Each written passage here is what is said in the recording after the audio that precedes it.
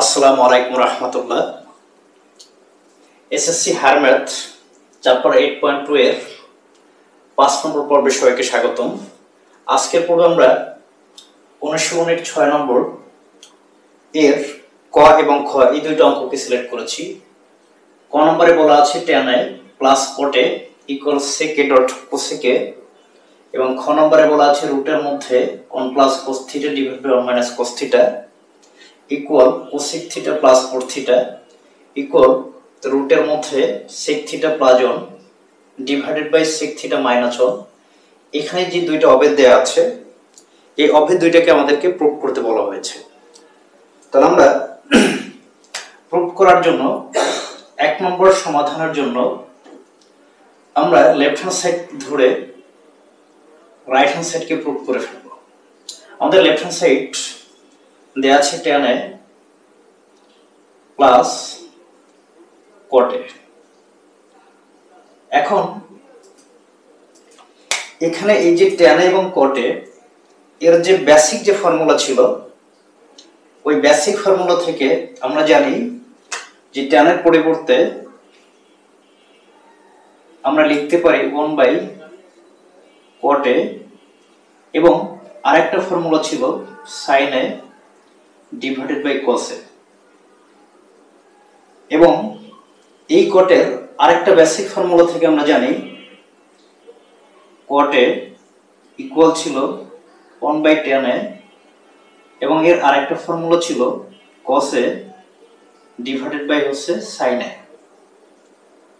এখন কথা হচ্ছে এখানে ফর্মুলা অ্যারেঞ্জ করতেছে দুইটা, আমি এই ফর্মুলাটা ইউজ করব না, এটা না এটা, এজন্য তোমাকে একটু তাকাইতে হবে রাইট হ্যান্ড সাইডে।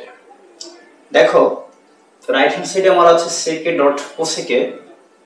অবশ্যই বলতে পারো যে sec a এবং cosec এর সাথে রিলেশন যে ত্রিকোণমিতিক অনুপাতটা, বিপরীত যে ত্রিকোণমিতিক অনুপাতটা, সেটা হচ্ছে sin। cosec এর উল্টা অনুপাত হচ্ছে sin এবং sec এর উল্টা অনুপাত হচ্ছে cos। তাহলে আমি এটুকু শিওর, যদি আমি এখানে cos অথবা sin এই টাইপসের কিছু একটা নিয়ে আসতে পারি, হয়তো ওইটা থেকে আমি এটাকে নিয়ে আসতে পারবো। সো আমরা এই সূত্রটা চিন্তাই করব না, আমরা এই tan এর এই যে রেগুলার ফর্মুলাটা আছে এই রেগুলার ফর্মুলাটা এবং cot এর এই যে রেগুলার ফর্মুলাটা আছে এই ফর্মুলাটা ইউজ করব। তাহলে আমরা এই tan এর পরিবর্তে লিখতে পারি sin a divided by cos a, sin a divided by cos a plus cot এর পরিবর্তে লেখা যায় cos a ডিভাইডেড বাই হচ্ছে sin a। এখন এখানকার যে রিলেশনটা অ্যারেঞ্জ করছে সেটা হচ্ছে এটা প্লাসের রিলেশন। প্লাস কিভাবে করতে হয় আমরা সবাই জানি। প্লাস করার জন্য আমাদের প্রথমে একটা বড় সরু দাগ দিতে হবে, ওই বড় সরু দাগের নিচে আমাদেরকে হরগুলোর লসাগু কি আসবে সেটা লিখতে হবে। আমি একটু এখানে লিখে দিলাম যোগ করার যে ওয়েটা বা পদ্ধতিটা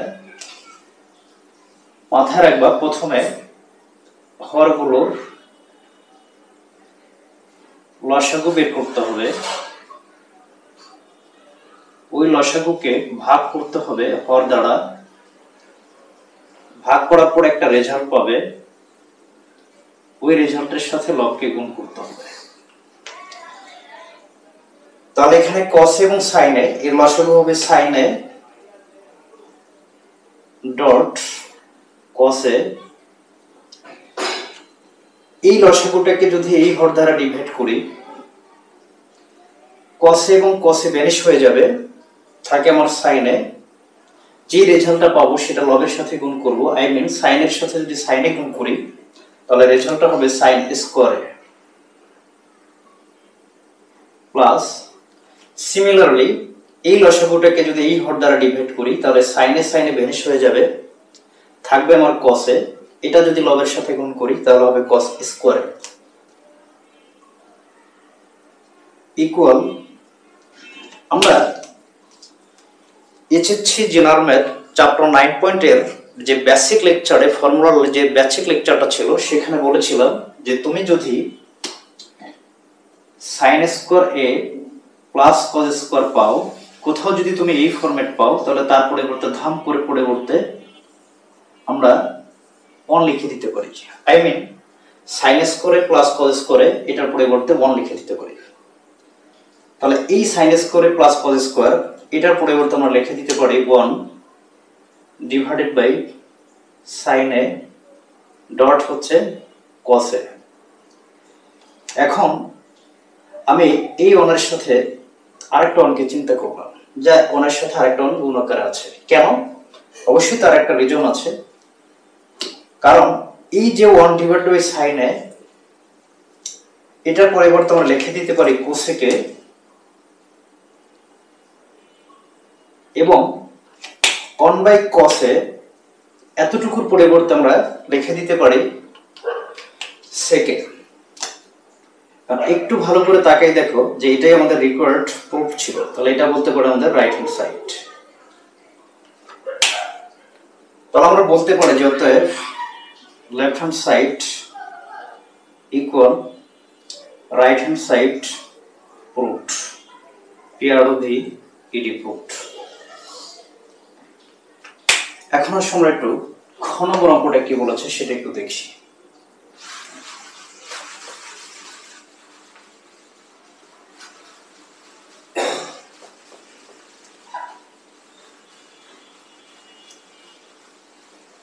এই খ নম্বর অঙ্কটা বোঝার জন্য আমাদের একটা ছোট্ট বেসিক কথা একটু বুঝতে হবে। ধরে নাও তোমার কাছে এরকম একটা ফরম্যাট আছে, I mean a equal b equal হচ্ছে সি। তখন তুমি এই ইকুয়ালের এই পাশে যেটা আছে এটাকে বলবা বাম পক্ষ, সবার ডানে যেটা আছে এটাকে বলবা ডান পক্ষ, মিডলে যেটা আছে সেটাকে বলবো মধ্যপক্ষ। আই মিন এটাকে বলবো বাম পক্ষ, এটাকে বলবো ডান পক্ষ, আর এটাকে বলবো হচ্ছে মধ্যপক্ষ। আর যদি ইংলিশে বলতে চাই তাহলে এটাকে বলবো লেফট সাইড, এটাকে বলবো রাইট সাইড, আর এটাকে বলবো মিডল সাইড। এবং এখানে আরেকটু বেসিক কথা মাথায় রাখতে হবে, যদি a equal b equal c এরকম কোন ফরম্যাট পাও তার মানে আমি বলতে পারি a ইকুয়াল বি আবার সি ইকুয়াল হচ্ছে বি, অথবা বি ইকুয়াল হচ্ছে সি। আই মিন a সমান বি লেখা যাবে, সি সমান বি লেখা যাবে, অথবা বি সমান সি লেখা যাবে, অথবা বি সমান এ লেখা যাবে। যদি এই বেসিক কথাটা বুঝে থাকি তাহলে আমরা আমাদের মেইন কাজ হচ্ছে লেফট হ্যান্ড সাইড ধরে মিডল সাইড প্রুফ করব, আবার রাইট হ্যান্ড সাইড ধরে রাইট হ্যান্ড সাইডের রেসপেক্টে আমরা মিডল সাইডটাকে প্রুফ করব, তাহলে আমাদের এটা প্রুফ হয়ে যাবে। তাহলে এখন আমাদের কাজ হচ্ছে এখানে যে তিনটা সাইড আছে এই তিনটা সাইড থেকে আমরা এটা লিখে ফেললাম যে লেফট সাইড, লেফট সাইড। এই লেফট সাইড ইকুয়াল আমরা এই মিডল সাইডটা প্রুফ করব, আবার এই রাইট হ্যান্ড সাইড ইকুয়াল এই মিডল সাইডটা প্রুফ করব। তাহলে আমরা লেফট হ্যান্ড সাইডে যেটা আছে সেটা তুলে ফেললাম, রুটের মধ্যে 1 plus cos theta divided by হচ্ছে 1 মাইনাস cos থিটা। এখন একটা ছোট বেসিক একটু খেয়াল করো, তোমার কাছে ধরো না একটা কন্ডিশন এরকম আছে, রুটের মধ্যে a ডিভাইডেড বাই b, এই রুটটা এর মাথায় পড়বে, এই রুটটা b এর চান দিতেও পড়বে, মাথায় রাখবে এই রুটটা এর চান দিতে পড়বে, এই রুটটা b এর চান দিতেও পড়বে। তাহলে আমরা এখানে যে কাজটা করতে পারি, এই রুটটা 1 প্লাস cos থিটা এর চান দিতেও দিয়ে দিলাম, এই রুটটা 1 মাইনাস cos থিটা এর চান দিতেও দিয়ে দিলাম। এই টাইপসের যখনই রাশি পাবে, প্রশ্ন হচ্ছে কোন টাইপসের, যে নিচে যেটা আছে আমি যদি প্রশ্ন করি 1 মাইনাস cos থিটা এর বিপরীত কি, তুমি অবশ্যই বলবা যে 1 plus cos theta. 1 minus cos theta তার বিপরীত হচ্ছে 1 প্লাস cos থিটা, উপরে আছে, অথবা 1 প্লাস cos থিটা তার বিপরীত 1 মাইনাস cos থিটা সেটা নিচে আছে।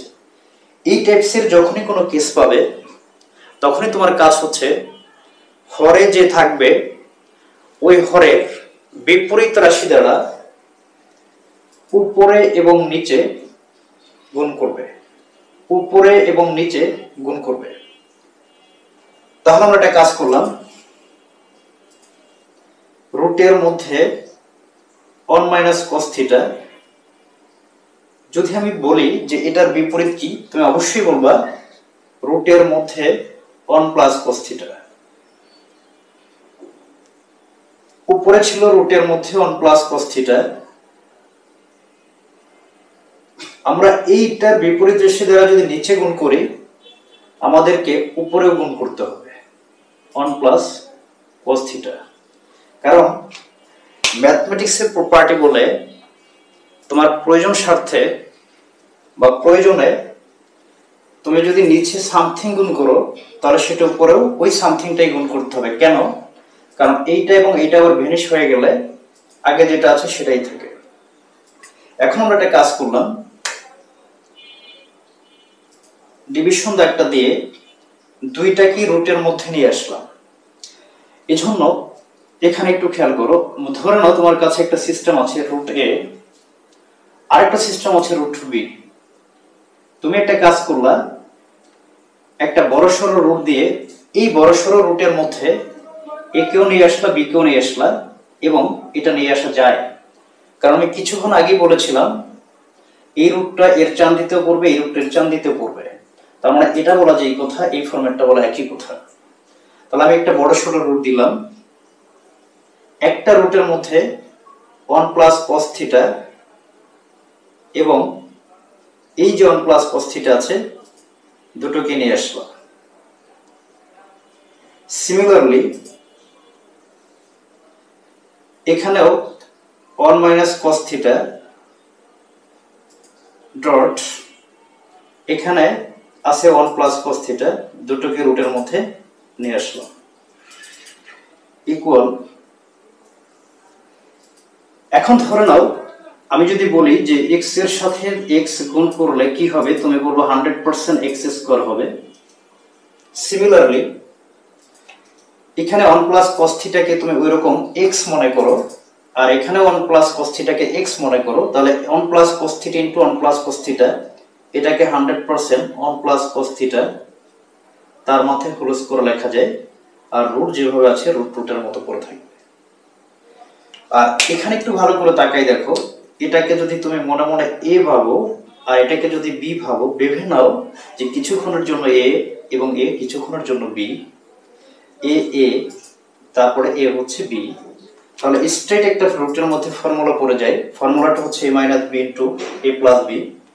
আই মিন রুটের মধ্যে সূত্রটা হবে a স্কয়ার, 1 স্কয়ার মানেই হচ্ছে 1, আর b হচ্ছে cos theta, I mean b square, I mean cos square theta. তার মানে সূত্রটা হলো a square minus b square. আশা করি আমরা এতটুকু বুঝতে পেরেছি। এখন একটু খেয়াল করো, আমরা যদি এখানে দেখতে চাই, আমি যদি তোমাকে বলি যে তোমার কাছে একটা +5 আছে, তুমি ওকে ভ্যানিশ করো, তখন তুমি কি করবা? তখন তুমি অবশ্যই একটা কাজ করবা যে আরেকটা -5 নিয়ে আসবা, কারণ +5 কি ভ্যানিশ করতে পারে অনলি -5। সিমিলারলি এই রুট এবং এই স্কয়ার কে রুট ভ্যানিশ করতে পারে, তো এটা যদি ভ্যানিশ হয়ে যায় তাহলে শুধু থাকবে 1 প্লাস cos থিটা, আর নিচে দেখো তো আমরা একটা বেসিক ফর্মুলা এভাবে শিখেছিলাম কিনা, যেখানে বলা ছিল যে তুমি যদি কোনোভাবে sin স্কয়ার থিটা প্লাস হচ্ছে cos স্কয়ার থিটা এইভাবে কোনো ফরম্যাট পাও, ধাম করে তার পরিবর্তে 1 লিখে দিতে পারো। তাহলে এটা থেকে আমরা একটা ফর্মুলা আবিষ্কার করে নিতে পারি যে sin স্কয়ার থিটা ইকুয়াল হবে 1, এটা প্লাস cos স্কয়ার থিটা আছে, এই পাশে আসলে যাবে মাইনাস cos স্কয়ার থিটা। তাহলে ফাইনালি 1 মাইনাস cos স্কয়ার থিটার পরিবর্তে আমরা একটা সূত্র আবিষ্কার করে ফেললাম, সেটা হচ্ছে sin স্কয়ার থিটা। এতটুকুর পরিবর্তে আমরা লিখে দিতে পারি sin square theta. Sine square theta, উপরে থাকে 1 প্লাস কস থিটা, আর নিচে আমরা বলেছিলাম স্কোয়ার কে রুট ভ্যানিশ করতে পারে, তাহলে স্কোয়ার রুট ভ্যানিশ, শুধু থাকে সাইন থিটা। এখন ধরে নাও তোমার কাছে একটা ঘটনা আছে, ধরে নাও একাধিক টার্ম তোমার সাথে যোগ আকার আছে, plus b plus c plus d, but প্রত্যেকটা টার্মের হর আছে শুধুমাত্র একটা। মাথায় রাখবা এই হরটা একেও প্রোভাইড করে দেওয়া যায়, এই হর একেও প্রোভাইড করে দেওয়া যায়, একেও প্রোভাইড করে দেওয়া যায়, একে প্রোভাইড করে দেওয়া যায়। কিভাবে খেয়াল করো, a/2 প্লাস হচ্ছে b/2 প্লাস হচ্ছে c/2 প্লাস হচ্ছে d/2। এখন কথা হচ্ছে এই চারটাকে যদি তুমি আবার যোগ করতে, তাহলে কিন্তু তোমার এই প্রসেসটাই আসতো। এটা থেকে যদি এটা আসে 100%, এটা থেকে এটা আসবে, এটা যদি বুঝে থাকো তাহলে আমি যেটা বোঝাতে চাচ্ছি সেটা হচ্ছে এটা, যে এই হরটা অনকেও প্রোভাইড করে দেওয়া যায়, এই হরটা একেও প্রোভাইড করে দেওয়া যায়। তাহলে এটাকে লেখা যায় 1/sin থিটা প্লাস হচ্ছে cos theta divided by sin theta. তাহলে 1/sin থিটার পরিবর্তে দেখো তো আমরা একটা রেগুলার ফর্মুলা জানি, যেটা হচ্ছে cosec থিটা, এবং cos theta divide by sin theta এর একটা বেসিক ফর্মুলা জানি, যেটা হচ্ছে আমার cot থিটা। আর একটু ভালো করে তাকাই দেখো, আমার যে মিডল সাইড ছিল সেই মিডল সাইডে মূলত এটাই প্রুভ করতে বলেছিল, cosec theta plus cot theta. তো আমরা বলতে পারি ইকুয়াল মিডল সাইড। এখন আসো আমরা রাইট হ্যান্ড সাইড ধরে এই মিডল সাইডটাকে প্রুভ করব। রাইট হ্যান্ড সাইড ধরে এখন আমরা মিডল সাইডটাকে প্রুভ করব।